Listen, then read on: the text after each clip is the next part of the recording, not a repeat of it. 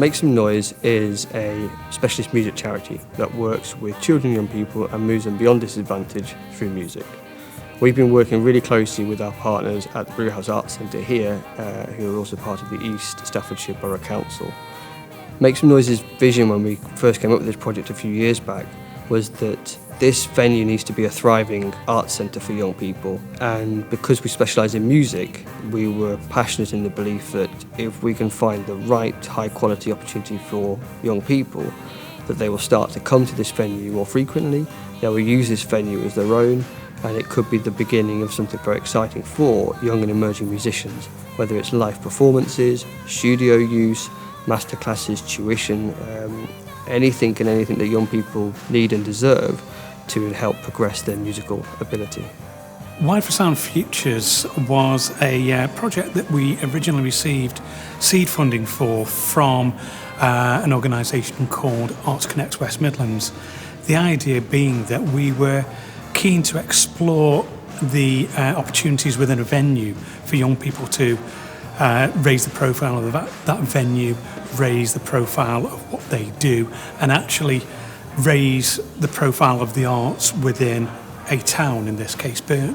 And that was very, very successful insofar as from that initial seed funding we were able to generate extra funding sixfold to actually continue the project and create some form of legacy for it. Make Some Noise has been working in partnership with the Brewhouse for 6 years now. Because of our expertise in partnership working, we wanted to take this partnership to another level, and we were able to find funding from Youth Music to be able to deliver a 2-year project that would really push the opportunities for music making for young people.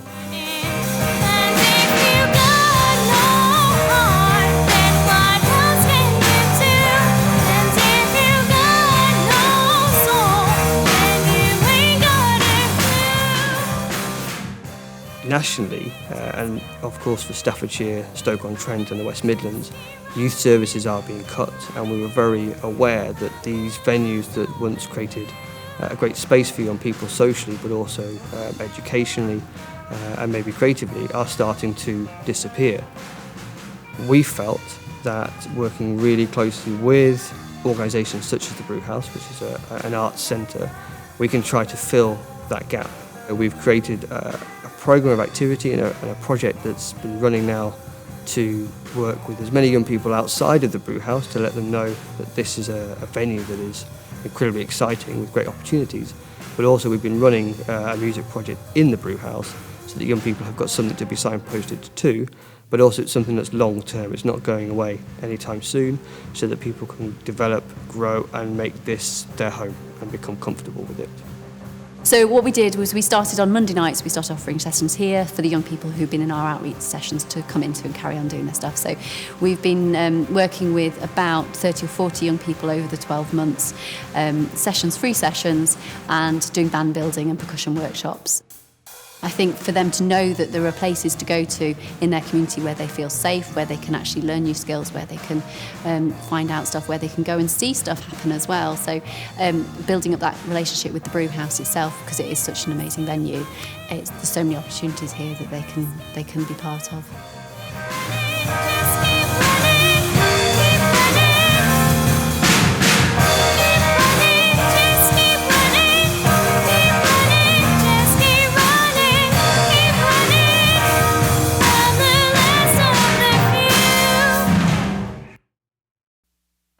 I guess the thing about the residency here this week is the fact that it's very intensive and they're here every day. They can go home of an evening and reflect on what they've learned, and then they'll come back the next day and put it into practice. But I think when the young people do weekly sessions here, there's not the same level of intensity. Both are worthwhile, of course, but I think that from what I've seen so far, the young people are getting a lot more out of the intensified kind of residency week. I guess some young people may look at an art centre as being what it used to be in their minds. So the stigmatism of perhaps, how thoughts can be preoccupied with, oh, well, that's not really for music, it's for this or that, it's for this exhibition. But actually, it can be for music, especially when you look at a theatre like this. And, different performance spaces and whatnot. There's no reason in the world as to why, once the project finishes, that the skills that the young people are left with are sustainable. They can put on their own gigs, they can deal with things themselves. So I hope that it continues here, because it should do. In terms of the activities that they're taking part in this week, they're getting kind of like a daily masterclass each day from a different industry specialist. They're gaining tuition. They're working with new people that they've not met or worked with before. Their songwriting, which is the main focus of the week, to be able to record songs and perform the songs at the end of the week. So they're learning skills about songwriting and learning things about themselves through the medium of songwriting. I was really impressed yesterday at the start of it all. I didn't think it would be as good as it is. The fact that we get to meet new people, play, record, and then perform at the end of it all is pretty cool to do in 4 days. Well, it encourages me to do more composing, but professionally, instead of just doing it in my room. I like to show everybody what I've done, and it gives you a chance to meet other people that are exactly the same as you, and you make new friends as well. And then you can do it together, you jam together, you see how other people use their instruments. It's just so much fun. By the end of the project, the young people who've been working with us will have grasped with both hands the opportunity to have worked with industry professionals, record producers, record company executives, session musicians, and also professional working songwriter musicians, and will have been able to write and perform their own material in front of an audience here at the Brewhouse.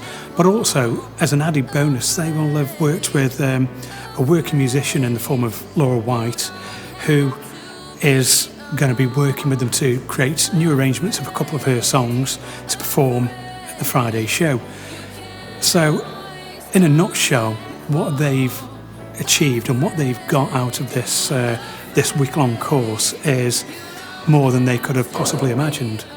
I came along to show the kids and to show the students that they should never ever give up on the dreams, and I guess just to inspire them in some way, and just to also to help teach them songwriting and teach them about different styles of music and teach them about the industry from my experience. And more than anything, I guess just to put like some fire in them and just to give them that drive and that passion.